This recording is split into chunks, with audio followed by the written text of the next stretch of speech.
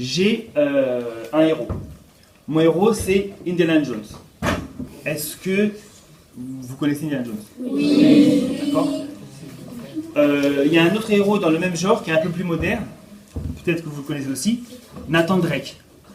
Si, je connais, c'est Jarvel. Exactement. Alors, est-ce que je vous ai dit Indiana Jones, je vous ai dit Nathan Drake, est-ce que vous faites le lien? Pourquoi c'est mes héros avec mon métier? Oui, parce que Indiana Jones, à la base, c'est un prof d'histoire. Exactement. Et il est aventurier. Exactement. Et Nathan Drake, alors, il est peut-être pas prof, mais il est très très calé en histoire, il est très calé en archéologie, et c'est pour ça qu'il va chercher ses trésors.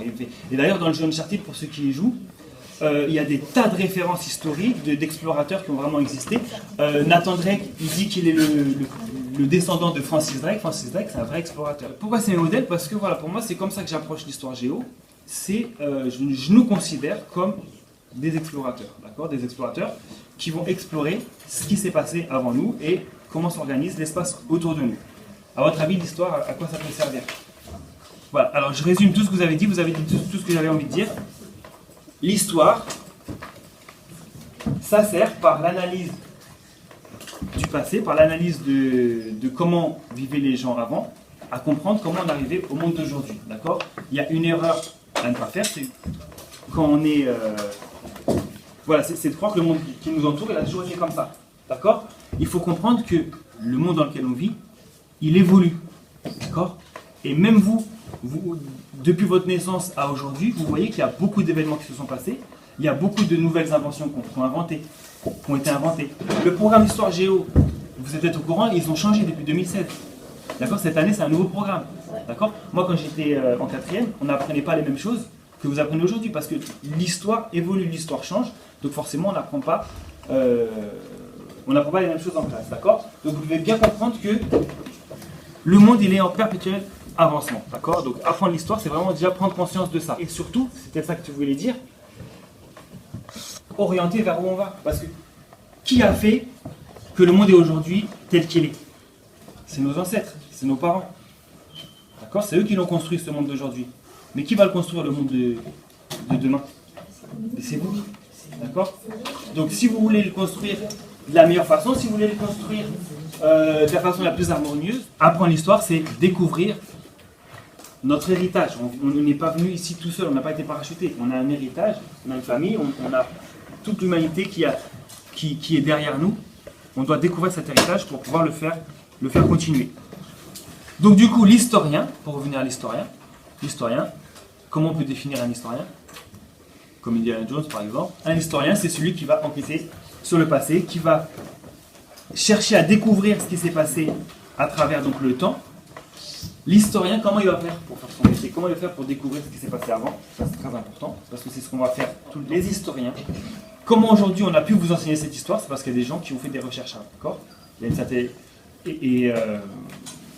voilà. Et ces gens-là, ils s'aident de sources historiques. D'accord? Ça doit être... Donc parmi les sources, il y a évidemment les textes qui ont été écrits à certaines époques. Il y a aussi des textes qu'ont écrits les historiens qui rassemblent les informations qu'ils ont lues avant. Il y a l'archéologie avec des fouilles, il y a l'analyse de l'architecture. Toutes ces choses-là, ça devient pour l'historien, ça devient des sources, d'accord? Une peinture qui date de la Renaissance, ou une sculpture qui date de la Renaissance, pour certains ça va être juste un objet d'art, pour l'historien, non, ça va traduire quelque chose qui se passait à cette époque-là, d'accord? Donc ça, vous allez voir dans votre livre qu'il y a plein de documents qui sont des... Votre livre, il est fait comme ça, il est rempli de documents qui sont des sources historiques. D'accord? C'est bon pour le travail d'un historien? La géographie, à quoi ça sert? La géographie, vous savez que ça vient du grec, géographie. Géo, c'est la terre, graphie, c'est représenter. Donc géographie, c'est toute la science, la discipline qui étudie les représentations de la terre. Là, vous l'avez très bien dit, géographie, on n'est pas seulement dans les reliefs, les climats et les cours d'eau. D'accord? Géographie, c'est l'étude de la Terre, mais surtout l'étude de la Terre en relation avec qui? Oui, avec les humains. D'accord?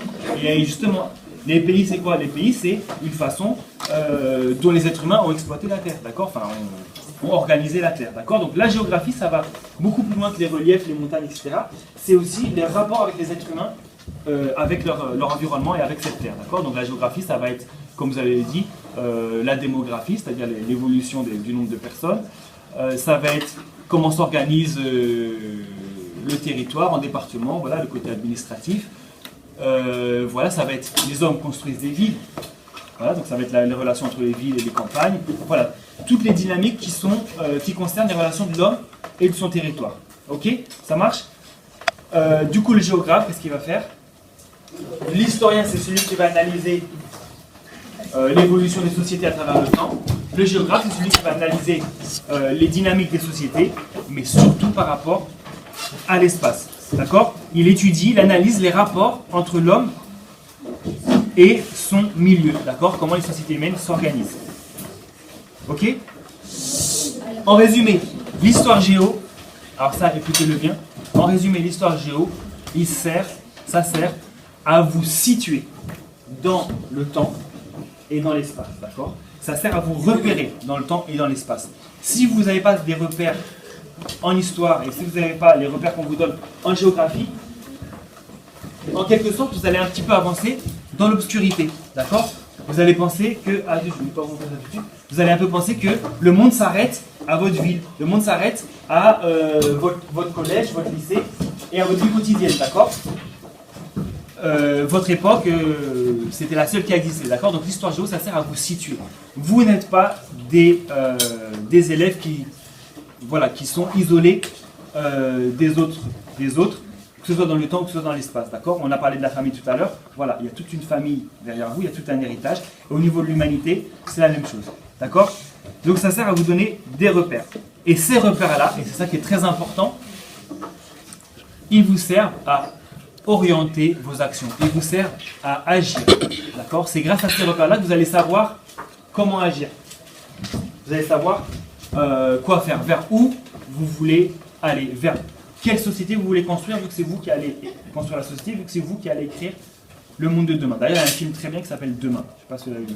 C'est pour ça que là je ne suis pas avec vous toute l'année, mais si je vous avais toute l'année, j'aime bien faire de la théorie, mais passer à l'action aussi. C'est-à-dire comprendre un petit peu, grâce à notre travail d'historien et de géographe, le monde actuel, analyser le temps, analyser l'espace. Mais c'est vrai que j'aime bien, une fois qu'on a compris un peu ça, passer aussi à l'action. Donc c'est pour ça qu'avec une autre classe, par exemple, on a mis en place un potager.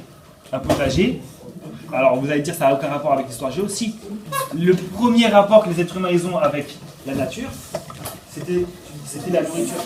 D'accord? La préhistoire, les hommes étaient nomades. Après, ils ont inventé l'agriculture. Donc, c'était la première relation qu'ils avaient avec leur terre. D'accord? Et aujourd'hui, c'est toujours pareil, sauf qu'on est déconnecté. On est déconnecté de cette nourriture.